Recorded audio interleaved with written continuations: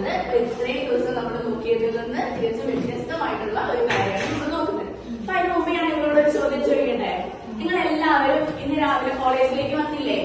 ആ സമയത്ത് നിങ്ങൾ വരുന്ന വഴിക്ക് നിങ്ങൾ കുറെ പ്ലാന്റ്സും ആനിമൽസും ഒക്കെ കണ്ടിട്ടുണ്ടാവില്ലേ? അപ്പൊ ആരെങ്കിലും ഒരാൾ പറയോ എന്തൊക്കെ പ്ലാന്റ്സിനെയും ആനിമൽസിനെയാണ് നിങ്ങൾ കണ്ടതെന്നുള്ളത്? ആരാ പറയാ? ഒന്ന് എഴുന്നേച്ചെന്ന് പറയോ? പ്ലാന്റ്സ്. എന്തൊക്കെ ആനിമൽസിനെ കണ്ടു? പശുവിനെ കണ്ടു, പിന്നെ പട്ടി, പിന്നെ ഓക്കെ കാക്ക. ഇരുന്നോ? Very good. ഓക്കെ, അപ്പൊ കുറെ ഓർഗാനിസത്തിന്റെ പേര് പറഞ്ഞു അല്ലേ? അപ്പൊ ഞാൻ നിങ്ങളോട് ഒരു കാര്യം ചോദിക്കാം. അപ്പൊ ആ കുട്ടി പറഞ്ഞു പട്ടി എന്ന് പറഞ്ഞു. നമ്മുടെ എല്ലാ സ്ഥലത്തും ഈ പട്ടി എന്നുള്ളതിനെ പട്ടി എന്ന് തന്നെയാണോ പറയാ?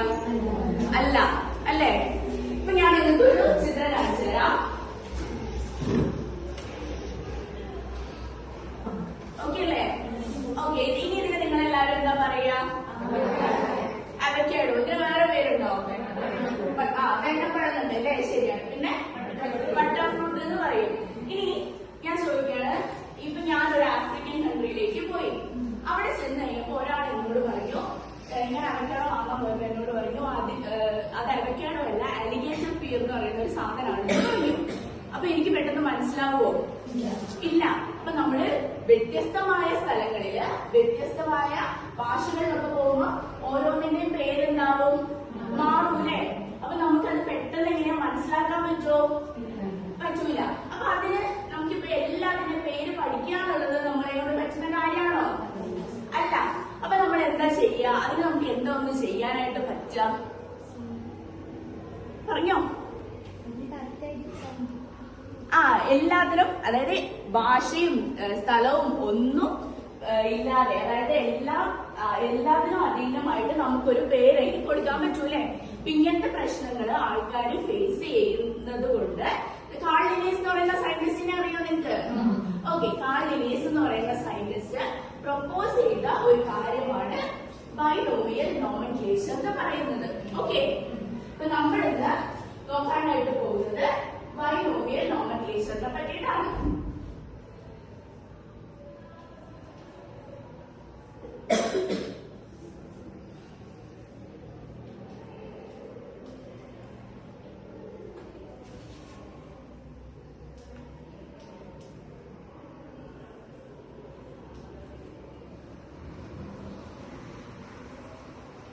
Binomial nomenclature. മക്കളെ, ബൈ എന്ന് പറഞ്ഞാൽ എന്താ? വെരി ഗുഡ്, രണ്ട് അല്ലേ? ഓക്കെ, അപ്പൊ ഒരു ഓർഗാനിസത്തിന് രണ്ട് പേര് കൂടി, അതായത് ഫസ്റ്റ് ഒരു പേരുണ്ടാവും, സെക്കൻഡ് ഒരു പേരുണ്ടാവും.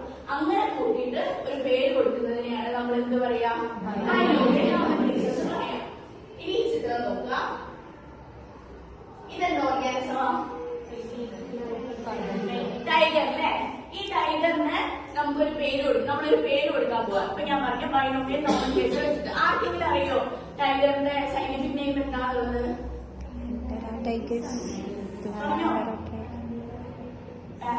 പാൻഡേറ എന്ന് പറഞ്ഞൂലേ? അപ്പൊ പകുതി ശരിയാണ്. Very good. എല്ലാവരും ക്ലാപ്പ് കൊടുത്തു. അപ്പൊ പാൻഡേറ എന്നുള്ള പേര് ശരിയാണ്.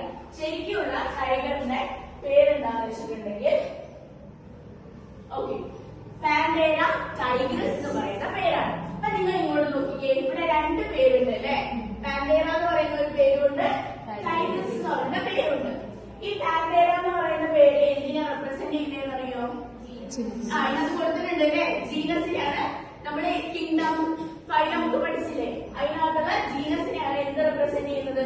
പാൻഡേറ എന്നുള്ളത് കൊണ്ട് റെപ്രസെന്റ് ചെയ്യുന്നത്. ഇനി ടൈഗ്രസ് എന്ന് പറയുന്നത് എന്തായിരിക്കും?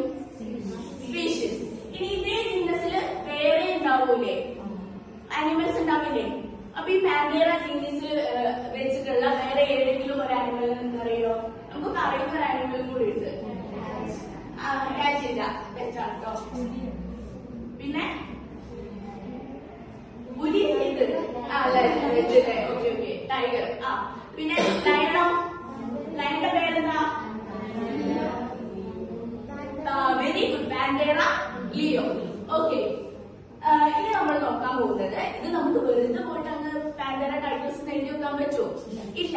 നമ്മൾ ഇനി ഇത് എഴുതുന്ന സമയത്ത് നമ്മൾ കുറെ എന്ത് ഫോളോ ചെയ്യണം? റൂൾസ് ഫോളോ ചെയ്യാനുണ്ട്. ഇപ്പൊ പാൻഡേറ ടൈഗേഴ്സ് ഇത് എഴുതിയിരിക്കുന്നത് നിങ്ങൾ നോക്കിക്കേ. ആ കോമൺ നെയിം ബൈനോമിയൽ നോമെൻക്ലേച്ചർ നോക്കി എഴുതിയാൽ അതേ ഫോണ്ടിലാണോ എഴുതിയിട്ടുള്ളത്? അല്ല അല്ലെ? അപ്പൊ നമ്മൾ എന്ത് ചെയ്യണം? നമ്മൾ ടൈപ്പ് ചെയ്യുമ്പോൾ ഇറ്റാലിക്സ് എന്ന് പറയുന്ന ഫോണ്ട് വേണം നമ്മൾ യൂസ് ചെയ്യാനായിട്ട്. ടൈപ്പ് ചെയ്യുമ്പോൾ ഏത് ഫോണ്ട് യൂസ് ചെയ്യണം? Okay, good. ഇറ്റാലിക്സ് എന്ന് പറയുന്ന ഫോണ്ടാണ് നമ്മൾ യൂസ് ചെയ്യുന്നത്. ഇനി ഇപ്പൊ ഞാൻ ബോർഡിൽ എഴുതുകയാണ്. ബോർഡിൽ എഴുതുമ്പോൾ ഞാൻ എഴുതി പാൻഡേര ടൈഗ്രസ് എന്ന് ഞാൻ എഴുതി. അത് വെറുതെ എഴുതിയിട്ട് എനിക്കിപ്പോ എഴുതുമ്പോൾ ഇറ്റാലിക്സിൽ എഴുതാൻ പറ്റുമോ? ഇല്ല. അപ്പൊ നമ്മൾ എന്താ ചെയ്യാന്നറിയോ? Very good. അണ്ടർലൈൻ ചെയ്യാണ് അല്ലെ? അണ്ടർലൈൻ ചെയ്യുന്ന പറയുമ്പോ ഇപ്പൊ ഞാൻ എഴുതിയതുപോലെ മൊത്തത്തിൽ ഒരു വരെയാണോ നമ്മൾ വരയ്ക്കുക? അല്ല, രണ്ടിനും എന്ത് ചെയ്യണം? സെപ്പറേറ്റ് ആയിട്ട് അണ്ടർലൈൻ ചെയ്യണം. അപ്പൊ അതിനുള്ള നോമൻക്ലേച്ചർ ക്ലിയർ ആണോ? ഞാൻ ചോദിച്ചോട്ടെ, നമ്മളിപ്പോ ടൈഗറിന്റെ കാര്യം പഠിച്ചു. നമ്മുടെ മനുഷ്യന്മാരെ